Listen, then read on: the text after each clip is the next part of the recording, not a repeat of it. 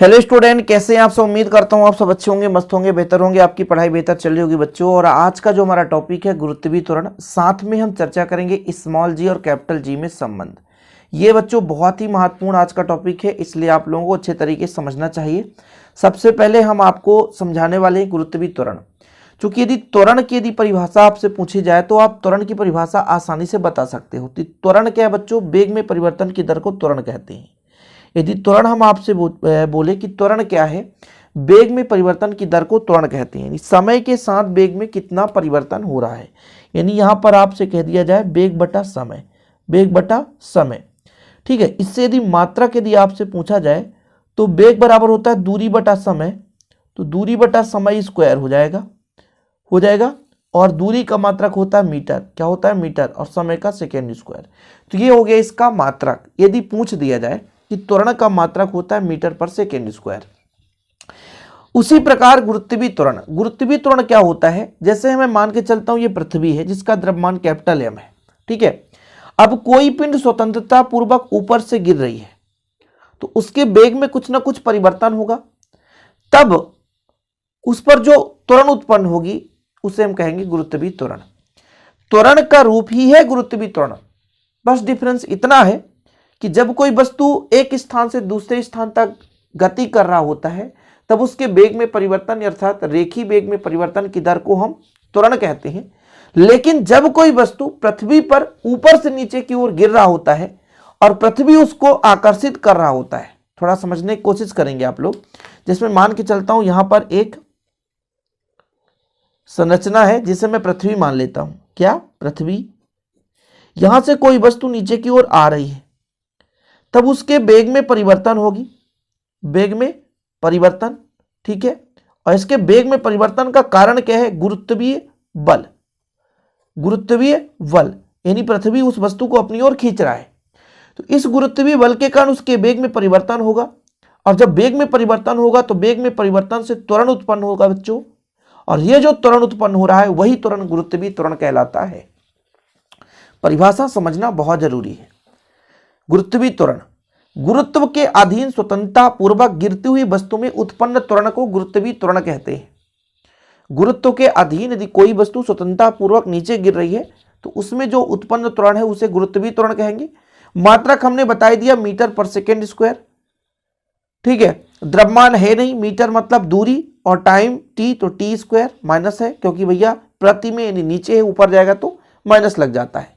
जैसे मैं यहां पे आपसे चर्चा किया कि दूरी बटे समय स्क्वायर, यानी दूरी का आपका हो जाएगा एल और टाइम का टी, ऊपर जाएगा तो माइनस हो जाएगा। द्रव्यमान है नहीं इसलिए m0 कर सकते हो। ये इसका विमेय सूत्र हो गया। और त्वरण एकदम सदिश राशि है इसलिए ये भी सदिश राशि बच्चों। स्मॉल जी यानी त्वरण का, गुरुत्वीय त्वरण का मान होता है एसआई पद्धति में 9.8 मीटर पर सेकेंड स्क्वायर, और FPS फुट पॉइंट सेकेंड में 32.2 फुट प्रति सेकेंड स्क्वायर। ये चीज है। ठीक है। चलिए, तो ये हमारा कंप्लीट हो गया। अब बात कर लेते हैं स्मॉल जी और कैपिटल जी में संबंध। स्मॉल जी है गुरुत्वीय त्वरण, अर्थात जब कोई पिंड स्वतंत्रता पूर्वक पृथ्वी की ओर गिर रहा होता है तब पृथ्वी उसे अपने ओर गुरुत्वीय बल के कारण खींच रहा होता है, तब उस वस्तु में जो त्वरण उत्पन्न होती है उसे गुरुत्वीय त्वरण कहते हैं। और जो कैपिटल जी है ये सार्वत्रिक गुरुत्वीय नियतांक है। क्या है? सार्वत्रिक गुरुत्वीय नियतांक है। ये चीज आपको याद रखना है।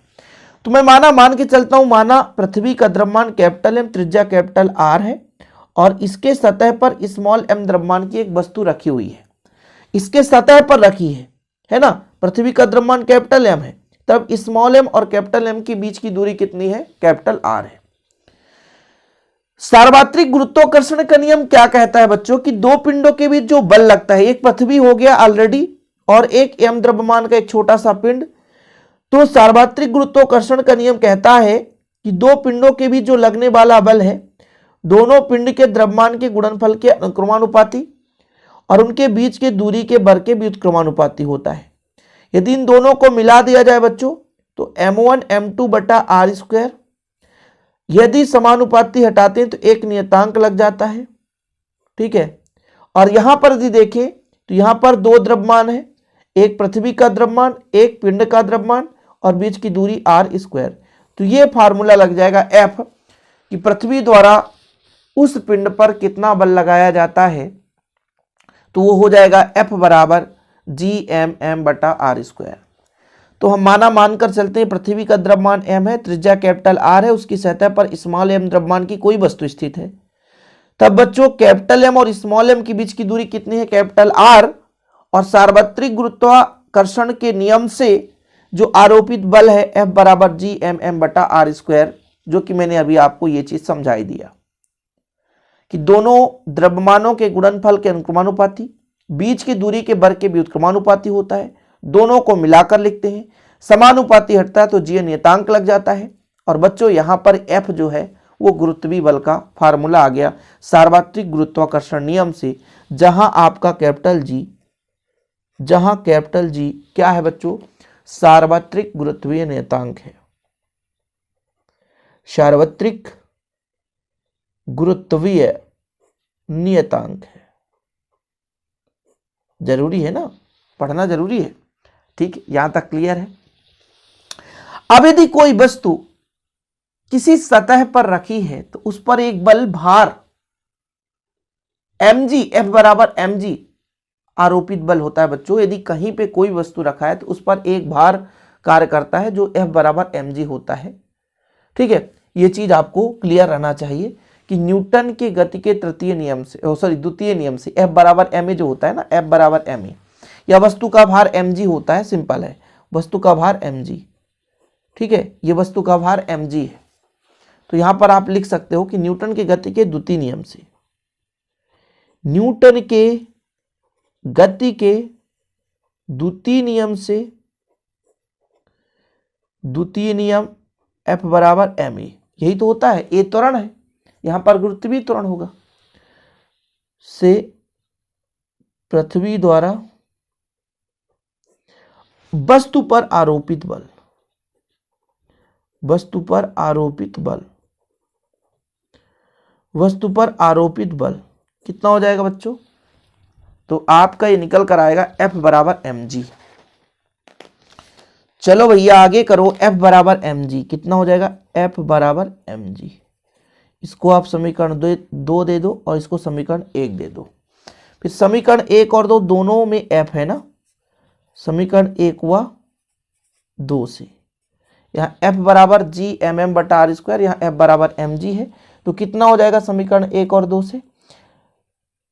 यदि भैया लेफ्ट बराबर तो राइट बराबर हो जाएगा, mg बराबर Gm(m)/r², m से m काट दो बच्चों, तो g बराबर कितना आ जाएगा, G(m)/r,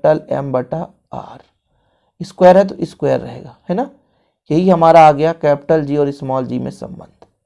this is a very very very important relation है, ठीक है।